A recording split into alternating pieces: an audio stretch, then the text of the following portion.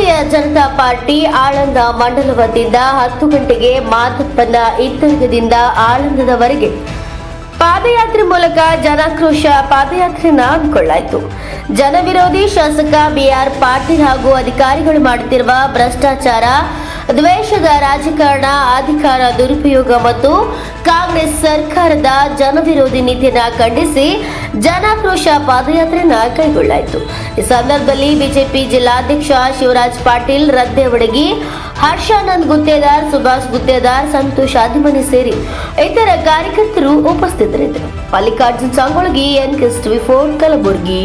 B R Patil ಹಾಗೂ KMF ಅಧ್ಯಕ್ಷ RK. Patil ಮತ್ತು ಆಳಂದ ತಾಲೂಕಿನ ಅಧಿಕಾರಿಗಳು ಸೇರಿ ತೀವ್ರವಾದಂತಹ ಭ್ರಷ್ಟಾಚಾರ ಮತ್ತು ಅಧಿಕಾರ ದುರುಪಯೋಗ ಮತ್ತು ದ್ವೇಷದ ರಾಜಕಾರಣ ಮಾಡ್ಲತ್ತಾರ.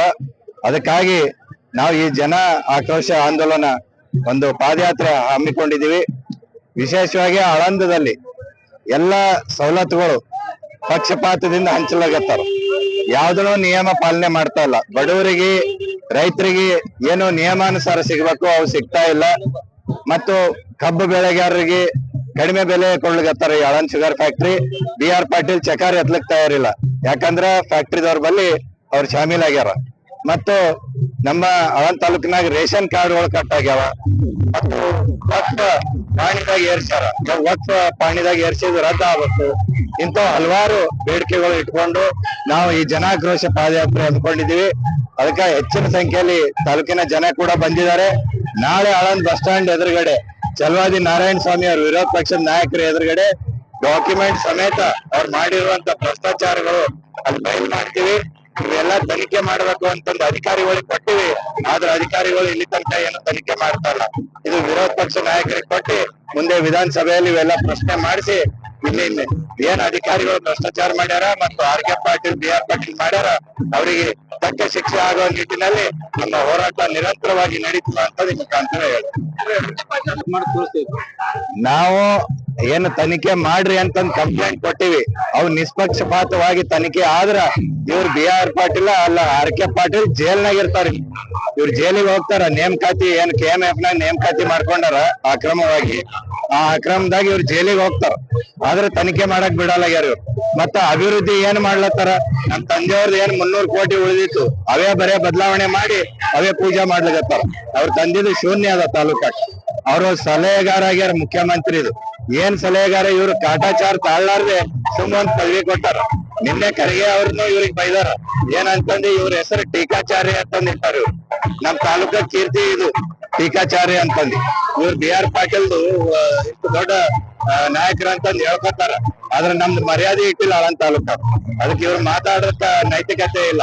ಇವ್ರ ಭ್ರಷ್ಟಾಚಾರ ನಾಳೆಗೆ ಬಯಲು ಮಾಡ್ತೀವಿ. ತನಿಖೆ ಆಗ್ಲಿ, ಇವ್ರು ಜೈಲಿಗೆ ಹೋಗ್ತಾರೆ. ಡಾಕ್ಯುಮೆಂಟ್ ಸಮೇತನೇ ನಾವು ಕಂಪ್ಲೇಂಟ್ ಕೊಟ್ಟಿವಿ ಲೋಕಾಯುಕ್ತಕ ಮತ್ತು ನಿಬಂಧಕರಿಗೆ. ಡಾಕ್ಯುಮೆಂಟ್ ಸಮೇತ ತನಿಖೆ ಆಗ್ಲಿ, ಗೊತ್ತಾಗ್ತದಲ್ಲ. ಡಾಕ್ಯುಮೆಂಟ್ ಇಲ್ದೆ ನಾವು ಯಾವ್ದು ಹೇಳಲಾಗಿವಿ. ಹೇಳ್ತಿರುವಂತ ಭ್ರಷ್ಟಾಚಾರ ನಿಲ್ಲಿಸ್ಲಿಲ್ಲ ಅಂತಂದ್ರ ಜನ ನಮಗ್ ಉತ್ತರ ಕೊಡ್ತಾರ. ಇದು ಜನ ಜಾಗೃತಿ ಮಾಡೋ ಸಲುವಾಗಿ ಮತ್ತ ಅಧಿಕಾರಿಗಳು ನೀವು ಕಾನೂನು ಪ್ರಕಾರ ಕೆಲಸ ಮಾಡ್ರಿ. ಅವ್ರು ಒತ್ತಡದಾಗ ಕೆಲಸ ಮಾಡಿದ್ರಿ ಅಂತಂದ್ರೆ ನಿಮಗ ಉಳಿಗಾಲಿಲ್ಲ. ನೀವು ಜೈಲಿಗೆ ಹೋಗ್ತೀರಿ, ನೀವು ಸಸ್ಪೆಂಡ್ ಆಗ್ತೀರಿ ಅಂತಂದು ಅಧಿಕಾರಿಗಳಿಗೆ ಕೃಷಿ ಮೇಳ ಅಂತೂ ನನಗ ಹೇಳಕ್ಕೆ ಒಂಥರ ನಾಚಿಕೆ ಆಗ್ಲತ್ತದ. ಇವ್ರು ಇಷ್ಟು ವರ್ಷ ರಾಜಕೀಯ ಮಾಡಿ ಇದು ಸರ್ಕಾರ ಅನುದಾನದಾಗ ಕೃಷಿ ಮೇಳ ಮಾಡ್ಯಾರ. ಅವ್ರು ಹೊಲ್ದಾಗ ಮಾಡ್ಕೊಂಡಾರ. ಅವ್ರು ಬೆನ್ನ ಹತ್ತದಂತ 20-30 ವರ್ಷದಿಂದ ಯಾವ್ದಾರ ಒಬ್ರು ರೈತರು ಹೊಲ್ದಾಗ ಮಾಡ್ಬೋದಾಗಿತ್ತಲ್ಲ. ಅವ್ರ ಬೆಂಬಲಿಗರ ಹೊಲ್ದಾಗ ಅವ್ರ ಹೊಲಾರ ಉದ್ಧಾರ ಆಗ್ತಿತ್ತು. ಅವ್ರ ಹೊಲ ಹಾಳು ಬಿದ್ದಿತ್ತು. ಸರ್ಕಾರ ಅನುದಾನ ತಗೊಂಡು ಅವ್ರ ಹೊಲ್ದಾಗ ಕೃಷಿ ಮೇಳ ಮಾಡ್ಯಾರ. ನಾಚಿಕೆ ಆಗ್ಬೇಕು ಅವ್ರಿದ್ದು ಹೇಳಕ್ಕ.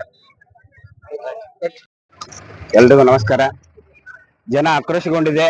ಇವರ ದುರಾಡಳಿತ, ಇವರ ಚೀಫ್ ಟ್ರಾನ್ಸ್ಫರ್ ವಿರುದ್ಧ ಇವತ್ತ ಜನ ಆಕ್ರೋಶಗೊಂಡಿದೆ. ಆ ಆಕ್ರೋಶವನ್ನ ಇಡೀ ತಾಲೂಕಲ್ಲ, ಜಿಲ್ಲೆಗಳ, ಇಡೀ ರಾಜ್ಯಕ್ಕೆ ತೋರಿಸೋ ಸಲಕ ಹರ್ಷಾನಂದ್ ಗುತ್ತೇದಾರ್ ಅವರ ನೇತೃತ್ವದಲ್ಲಿ ಜನ ಆಂದೋಲನ ಪಾದಯಾತ್ರೆಯನ್ನ ಹಮ್ಮಿಕೊಂಡಿದ್ದೇವೆ ನಾವು ಇವತ್ತು. ಜನ ಆಕ್ರೋಶ ಪಾದಯಾತ್ರೆಯನ್ನ ಇವರು ಇನ್ ಮುಂದಾದ್ರೂ ಹಾಳನ್ ಶಾಸಕರು ಭ್ರಷ್ಟಾಚಾರ ಮಾಡೋದ್ ಬಿಟ್ಟು ಅಭಿವೃದ್ಧಿಯತ್ತ ಗಮನ ಹರಿಸಬೇಕು.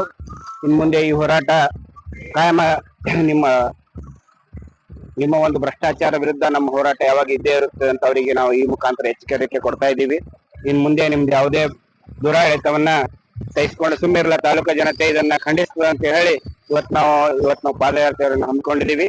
ಇನ್ ಮುಂದಾದ್ರೂ ಒಂದು ನೈತಿಕವಾದಂತ ರಾಜಕಾರಣ ನೀವು ಮಾಡಿ, ಒಂದು ತೀವ್ರ ಮಟ್ಟದ ರಾಜಕಾರಣ ಮಾಡೋದು ಬಿಡಿ. ಸಣ್ಣ ಸಣ್ಣ ನೌಕರರಿಗೂ ಕೂಡ ನೀವು ಟ್ರಾನ್ಸ್ಫರ್ ಮಾಡೋದು, ಅವ್ರಿಗೆ ತೊಂದರೆ ಕೊಡೋದು, ಇದು ಬಹಳ ಕೆಳಮಟ್ಟದ ರಾಜಕಾರಣ ಬಿಟ್ಟು ನೀವು ಒಂದು ಏನಂತಾರ ಸೌಜನ್ಯವಂತವಾಗಿ ಉತ್ತಮವಾದಂತ ಆಡಳಿತ ನೀಡ್ರಿ, ಅಭಿವೃದ್ಧಿ ಗಮನ ಹರಿಸ್ರಿ. ನೀವು ಸಲಹೆಗಾರರಿದ್ರಿ, ನಿಮಗೆ ಸಲಹೆಗಳು ಬೇಕಾಗಿದೆ ಅಂತ ನಮ್ಗೆ ಅನಿಸ್ತಾ ಇದೆ. ನೀವೇ ಸಲಹೆ ಪಡ್ಕೋಬೇಕಾ, ಯಾವ ರೀತಿ ರಾಜಕಾರಣ ಮಾಡ್ಬೇಕಂತ ನಿಮ್ಗೆ ಸಲಹೆಗಳು ಇವತ್ತು ಬೇಕಾಗಿದೆ. ನೀವು ಸಮಾಜಕ್ಕೆ ಹಿತವನ್ನು ಮಾಡಂತ ರಾಜಕೀಯ ಮಾಡಿ, ಈ ತರ ದೇಶ ರಾಜಕಾರಣ ಮಾಡಿಬಿಡಂತ ನಾವು ಅವ್ರಿಗೆ ಹೇಳಕ್ ಇಷ್ಟಪಡ್ತೀವಿ. ಈ ಆಳಂದ ತಾಲೂಕಿನ ಮಾಜಿ ಶಾಸಕರಾದಂತ ಸುಭಾಷ್ ಗುತ್ತೇದಾರ ಮತ್ತು ಭಾವಿ ಮುಂದಿನ ಶಾಸಕರಾದಂತ ಹರ್ಷಾನಂದ್ ಗುತ್ತೇದಾರ್ ಅವರು ನೇತೃತ್ವದಲ್ಲಿ ಮಾದನ ಇಪ್ಪರ್ಗದಿಂದ ಪಾದಯಾತ್ರೆ ಚಾಲೂ ಅದಾರ. ಈ ನೈಟಾಟ್ ಎಲ್ಲಿ ಜಿಡ್ಗತನ ನೈಟಾಟ್ ಅಲ್ಲಿದಿಂದ ಅಂತಂದ್ರ ಆಳಂದದಲ್ಲಿ ನಾಳೆ ನಮ್ಮ ವಿರೋಧ ಪಕ್ಷ ನಾಯಕರಾದಂತ ಶ್ರೀ ಚಲವದಿ ನಾರಾಯಣ ಸ್ವಾಮಿ ಅವರು ಮತ್ತ ನಮ್ಮ ಜಿಲ್ಲಾ ಮಾಜಿ ಶಾಸಕರು ಮತ್ ಮಾಜಿ MP ಅವರು ಎಲ್ಲರೂ ನಾಳೆ ಕಾರ್ಯಕ್ರಮದಲ್ಲಿ ಭಾಗಿಯಾಗ್ತಾರ. ಮತ್ ಸುಮಾರು ಒಂದು 6-7 ಸಾವಿರ ಮಂದಿದು ಪಬ್ಲಿಕ್ ಬರ್ತದ ಕಾರ್ಯಕ್ರಮ ಸಮಾರೋಪಕ್ಕ. ನಾಳೆ ಕಾರ್ಯಕ್ರಮ ಸಮಾರೋಪ ಅದ. ಶಾಸಕರಾದಂತ ಸುಭಾಷ್ ಶಾಸಕರಾದಂತ BR ಪಾಟೀಲ್ ಅವರು, ಅವ್ರ ಮಗ ಆದಂತ RK ಪಾಟೀಲ್ ಅವರು ಬಹಳಷ್ಟು ಜನರಲ್ಲಿ ಆಕ್ರೋಶ, ಬಹಳಷ್ಟು ಹಗರಣಗಳು, ಬಹಳಷ್ಟು ಯಾವ ಜನರ ಕೆಲ್ಸಗಳ ಆಗಲ್ಲಾಗ್ಯಾವ. ಜನರದು ಯಾವೇ ಅನುದಾನ ಬಂದದು ಪೈಪ್ಗಳು ಇರ್ಬೇಕು, ಈ ಅಂಗನವಾಡಿ ಇರ್ಲಿ, ಬೇರೆ ಕೆಲ್ಸಗಳು ಯಾವ್ದಾದ್ರು ಕೂಡನು ಕೆಲ್ಸಗಳು ಯಾವ್ದೂ ಆಗಲ್ಲಾಗ್ಯಾವ. ಬರೀ ಒಂದೊಂದು ಡಿಪಾರ್ಟ್ಮೆಂಟ್ ಒಬ್ಬೊಬ್ಬರು ಮನುಷ್ಯಗ್ ಬಿಟ್ರ ಅವ್ರು. ಅಂದ್ರೆ ಉಸಿಲಿ ಸಲೇಕ ಯಾವ್ದೇ ಕೆಲ್ಸಗಳು ಆಗಲ್ಲ. 30 ಡಿಪಾರ್ಟ್ಮೆಂಟ್ 30 ಮಂದಿಗೆ ಒಂದೊಂದ್ ಮನುಷ್ಯ ಆಯ್ಕೆ ಮಾಡ್ಬಿಟ್ರ. ಅಂದ್ರೆ ರೊಕ್ಕ ಉಸಿಲಿ ಮಾಡಲಿಕ್ಕೆ ಯಾವುದೇ ಒಂದ್ ಬುಟ್ಟಿ ಮಣ್ಣು ರೋಡದಲ್ಲಿ ಬುಟ್ಟಿ ಮಣ್ಣು ಚೆಲ್ಲಲಾಗ್ಯಾರ. ಇವತ್ತ ರಾಷ್ಟ್ರೀಯ ಅಧ್ಯಕ್ಷರಾದಂತ ಇವರು ನಮ್ಮ ಖರ್ಗೆ ಸಾಹೇಬ್ರು ಹೇಳ್ಯಾರ, ಇವತ್ತು ಕಾಂಗ್ರೆಸ್ ಪಾರ್ಟಿದಲ್ಲಿ ಈಗ 2.5-3 ವರ್ಷ ಆಯ್ತು ಒಂದ್ ಬುಟ್ಟಿ ಮಣ್ಣು ಚೆಲ್ಲಿಲ್ಲ. ನೀವ್ ಏನ್ ಗ್ಯಾರಂಟಿ ಕೊಡ್ತೀರಾ ಅಂತ ಇವತ್ತು ರಾಷ್ಟ್ರೀಯ ಅಧ್ಯಕ್ಷ ಮಲ್ಲಿಕಾರ್ಜುನ್ ಖರ್ಗೆ ಅವರೇ ಕೇಳ್ಯಾರ. ಇವತ್ತು ನಮ್ಮದಲ್ಲ ಅದು. ಆದ ಕಾರಣ ಇವತ್ತು ಯಾವ್ದು ಜನರದು ಯಾವ್ದೇ ರೀತಿ ಯಾವ್ದು ಜನರ ಕೆಲ್ಸಗಳಾಗಲ್ಲ, ಯಾವ್ದು ಆಗಲ್ಲ, ಏನೂ ಆಗಲ್ಲ. ಇಲ್ಲಿ ಒಂದು RK ಪಾಟೀಲ್ ಅವರು ಇವತ್ತ ಗುದ್ಲಿ ಇಲ್ಲ, ಸನಿಕೆ ಇಲ್ಲ, ಇವತ್ತು JCP ಹಚ್ಚಿ ಎಲ್ಲ ಕೆದರ್ಕತ್ತಾರ ಅಂತ ಹೇಳಿ ನಾನು ಸಂತೋಷ್ ಹಾದಿಮನಿ ಹೋಗ್ತಾರ.